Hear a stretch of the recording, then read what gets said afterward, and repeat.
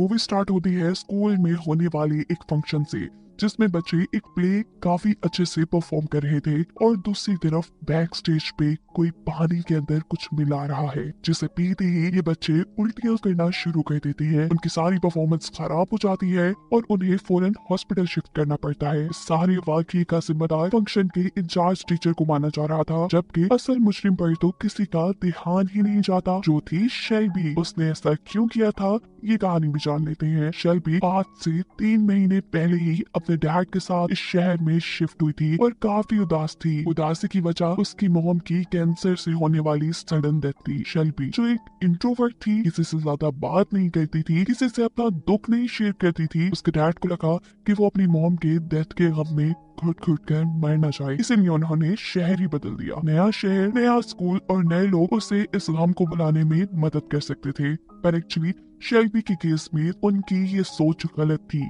वो कभी भी लोगों से घुल मिल नहीं पाती थी और इस नए स्कूल में भी जब शरारती बच्चे उसका मजाक उड़ाते हैं तो वो अपने आप को कंट्रोल नहीं कर पाती और जोर से अपनी बुक उठाकर लड़की को मार देती है, जिसके रिजल्ट में टीचर उसे क्लास से निकाल देते हैं। हालांकि वो ये जानते थे कि बेशक शेल्बी का रिएक्शन गलत था, पर गलती दूसरे ग्रुप की ही थी। इसीलिए वो शेल्बी को कुछ देर बाद अपने ऑफिस में बुलाकर समझाने लगते हैं कि अगर ऐसे लोगों की बातों को हमने सीरियस लेना शुरू कर दिया तो हमारी जिंदगी तो काफी मुश्किल में पड़ सकती है। तो मैं इन सब चीजों को इग्नोर करना चाहिए। वो शेल्बी की मॉम की डेथ के बारे में भी जानते थे। प्रोफेसर कहते हैं कि मुश्किल वक्त सब पर आता है, पर मुश्किल वक्त का कॉन्फिडेंस और बहादुरी से सामना करना पड़ता है। शेल्बी भी सबका कॉन्फिडेंस से मुकाबला करना चाहती थी, पर उसकी ये सारी सोच तभी हवा में उड़ जाती है जब प्रोफेसर के ऑफिस से निकलने पर वो शरारती बच्चे दोबारा उसका पीछा करने लग जाते हैं। वो भाग कर घर आ जाती है। मूड खराब होने की वजह से उसके डैड उसे चीयर अप करने की कोशिश कर रहे थे, उसकी बचपन की तस्वीरें दिखाते हुए, जिन्हें देखकर वो एम्बैरस हो चुकी थी और इस सब में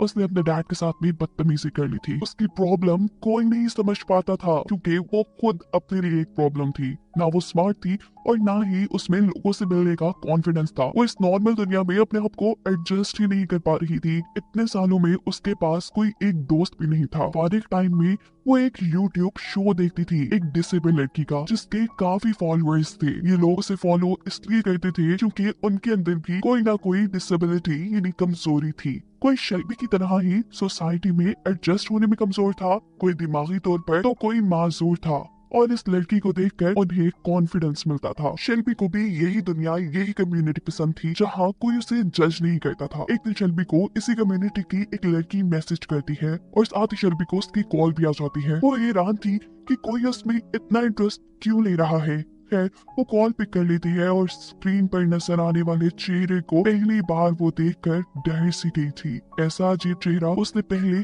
कभी नहीं देखा था।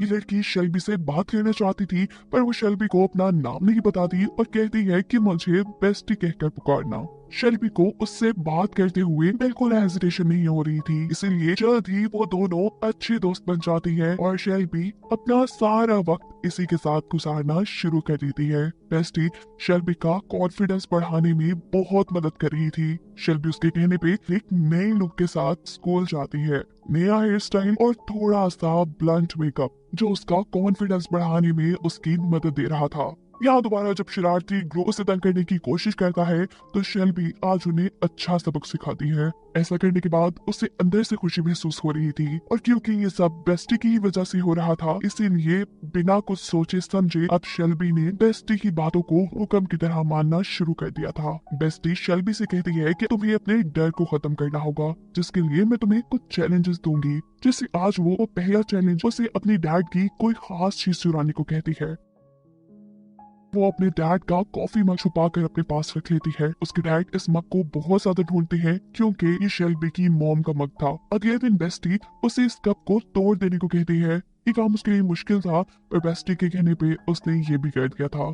जब शेल्बी बेस्टी से बात कर रही थी तब हमें ये पता चल जाता है कि बेस्टी उसे हर तरह से मैनिपुलेट कर सकती है और ऐसे वो शेल्बी से कोई भी काम करवाने की ताकत रखती है। शेल्बी को लग रहा था कि जितने भी काम बेस्टी उसे बताती है ये उसका कॉन्फिडेंस बढ़ाने के लिए है। हालांकि वो सारे काम छोटे छोटे क्राइम थे। जैसे बेस्टी ने उसे रात में लोगों के घर पे अंडे मारने को बोला था और स्टोर से चीजें चुराने को भी। असल में ये सभी काम तो बेस्टी खुद करना चाहती थी, पर क्योंकि वो घर से नहीं निकल पा रही थी, इसीलिए वो शेल्बी का इस्तेमाल कर रही थी यही सब काम करवाने के लिए, जिससे उसे मेंटल सेटिस्फेक्शन होता था। बेस्टी की बात मानते मानते शेल्बी एक नेगेटिव इंसान बन चुकी थी और अपने डैड से भी दूर हो चुकी थी और इस चीज का उसे एहसास तक नहीं था। कभी कभी तो शेल्बी को खुद भी बेस्टी की लॉजिक समझ नहीं आती थी। जिस तरह बेस्टी ने उसे स्कूल के फंक्शन में परफॉर्म करने से भी मना कर दिया था और बेस्टी के ही कहने पर वो फंक्शन में होने वाले प्ले को खराब करने का प्लान करती है, ये सोचे बगैर कि अगर वो पकड़ी गई तो उसके साथ क्या क्या हो सकता है। वो इस प्ले में यूज होने वाले पानी के अंदर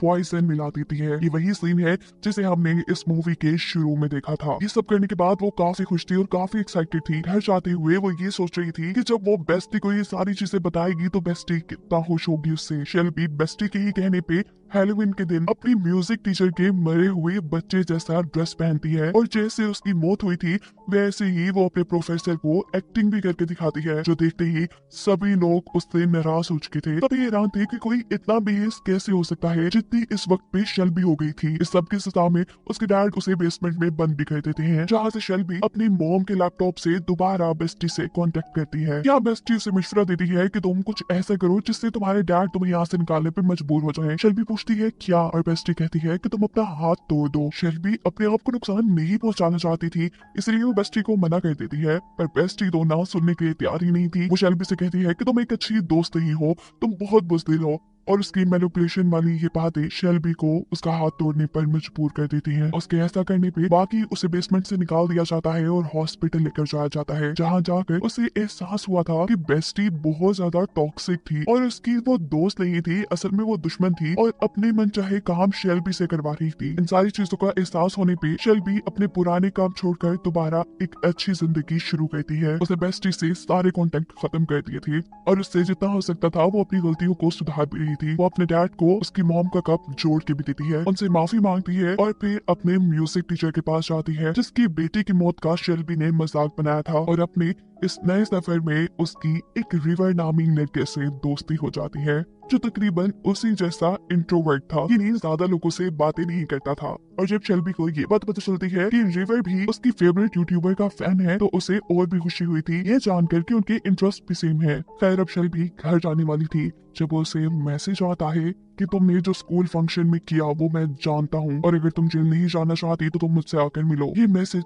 शेल्बी को बहुत ज्यादा परेशान कर देता है, कोई उसे ब्लैकमेल कर रहा था। शेल्बी भी नहीं चाहती थी कि ये सच्चाई किसी के सामने आए, इसीलिए वो मैसेज में बताई गई जगह पर वक्त पर पहुंच जाती है, जहाँ उसे अपना दोस्त रिवर ही मिलता है जो उसे समझाता है कि मैं तुम्हें ब्लैकमेल नहीं कर रहा, बल्कि मैं तो तुम्हें ये बताना चाह रहा था तुम्हारा राज मेरे पास सिक्योर है। अच्छा किया कि तुमने वो शरारती ग्रुप को सबक सिखाया, मैं भी उनसे काफी तंग था। वो यहाँ शेल्बी से अपने राज भी शेयर करता है और बताता है कि बचपन में उसे कोई बीमारी थी और उसे जिंदा रखने के लिए उसकी बॉडी के कुछ पार्ट्स रिमूव कर दिए गए। जब ये बात उन बच्चों को पता चली तो उन्होंने रिवर को भी बहुत बुली करना शुरू कर दिया और तब से वो रिवर को बिल्कुल पसंद नहीं थे। शेल्बी को भी अब ये जानकर खुशी हो रही थी कि फाइनली उसे एक ऐसा दोस्त मिल रहा था जो उससे उसकी दोस्ती के बदले में कुछ नहीं मांग रहा था। कि लोग काफी करीब आ जाते हैं। रिवर उसका काफी कॉन्फिडेंस बढ़ा चुका था जिसकी वजह से शेल्बी को काफी कामयाबी भी मिली थी। उसका मुल्क के बहुत बड़े स्कूल में एडमिशन हुआ था जो कि किसी और शहर में था। शेल्बी अब उस शहर में शिफ्ट हो जाती। उसके इस शहर को छोड़ने से पहले रिवर उसके लिए एक सरप्राइज प्लान करता है और उसे लेकर शहर से दूर एक नदी के पास ले आता है। घर के अंदर जाने पे शेल्बी को ये घर और भी ज्यादा डरावना लग रहा था। उसे लग रहा था कि यहाँ कोई रहता है, पर रिवर कहता है नहीं ऐसा नहीं है। वो अब सामने एक दीवार दिखती है जो उसे कुछ जानी पहचानी लग रही थी। सोचते पे उसे याद आता है कि ये वही बैकग्राउंड है जो बेस्टी की वीडियो कॉल में नजर आया करता था। उसकी सिक्स सेंस उसे ये बता रही थी कि अब उसके साथ बहुत कुछ गलत होने वाला है। वो यहाँ से भागना चाहती थी लेकिन इससे पहले ऐसा कुछ करती उसे सीढ़ियों से अपनी तरफ कोई आता दिखाई देता है और इसे देखकर शेल्बी बहुत ज्यादा डर जाती है। वो जोर जोर से चिल्लाने लगी थी। वो भागकर रिवर के पास जाती है। उसे लग रहा था कि रिवर उसे बचा लेगा, पर यहाँ रिवर उसे पकड़कर मार देता है और हमें सबसे बड़ा सच ये पता चलता है कि रिवर को शेल्बी में कोई इंटरेस्ट नहीं था। उसने शेल्बी से दोस्ती करने से लेकर उसे मारने तक के सारे काम बेस्टी के कहने पे किए थे, क्योंकि बेस्टी उसकी भी दोस्त थी। अब बात कर लेते हैं बेस्टी की। तो बेस्टी को एक साइकोलॉजिकल इशू था। वो दूसरों की खुशियां छीन कर अपने आप को खुश करती थी और दोस्ती के नाम पे दूसरों को अपना गुलाम बनाकर अपने सभी बुरे काम उनसे करवाया करती थी और वो उन्हीं लोगों को शिकार बनाती थी जो कमजोर हो, जो उसकी बातें आसानी से मान ले। जैसे शेल्बी, ये लड़का शेल्बी को क्योंकि बेस्टी की सच्चाई समझ आ चुकी थी, इसीलिए उसने बेस्टी को छोड़ दिया और ऐसा करने पर बेस्टी को गुस्सा आ गया। इसीलिए उसने एक प्लान के तहत रिवर को शेल्बी के पास भेजा और आखिर रिवर के हाथों शेल्बी को मरवा कर उसने अपने गुस्से की आग बुझाई। ये कहानी यही खत्म हो जाती है।